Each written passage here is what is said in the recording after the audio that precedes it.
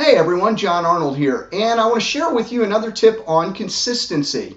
Consistency was the first module that we did, and afterwards, one of the viewers, Jeremy, was sharing with me how that he does his prayer time in his car on the parking lot after he drops his son off at preschool.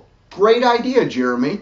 And the problem with it, though, that he rapidly found out was that when the weekend rolled along, guess what?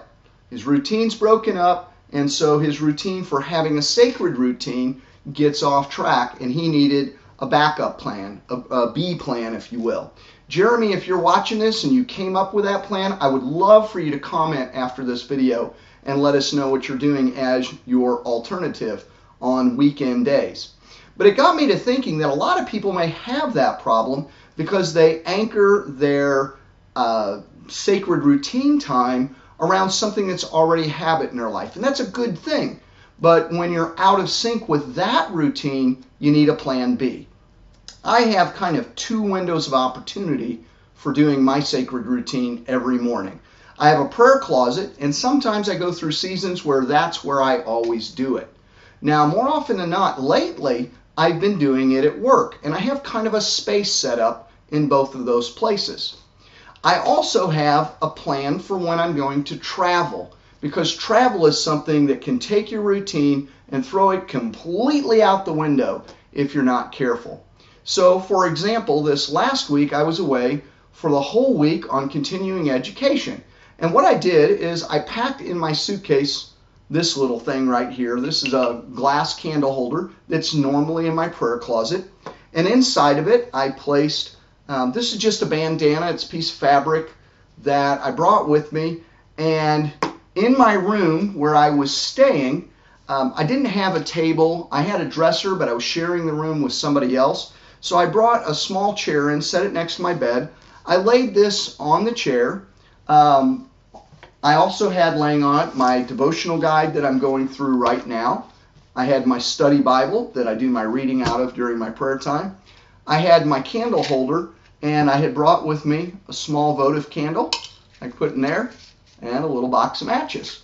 And so I set up on a chair this little prayer space. And that served as a visual prompt to me every day to keep my sacred routine. Now, I almost never that whole week did it sitting on my bed with all this stuff sitting on the chair.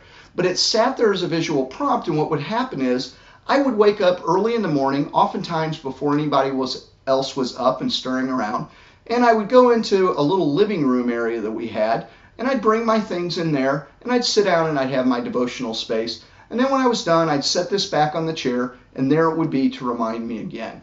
If something disrupted it, where maybe someone was in there and I couldn't go into the living room area to have some privacy while I did it, I'd go ahead and stay in my room, and I'd just do it right there, sitting on my bed with a chair next to me. So there you have it. That's a great way to have a plan B for when you're traveling, or to have something where you can set up a little space. You can create a sacred space. That's a space set apart for God. That's what sacred means. So that you never get off track.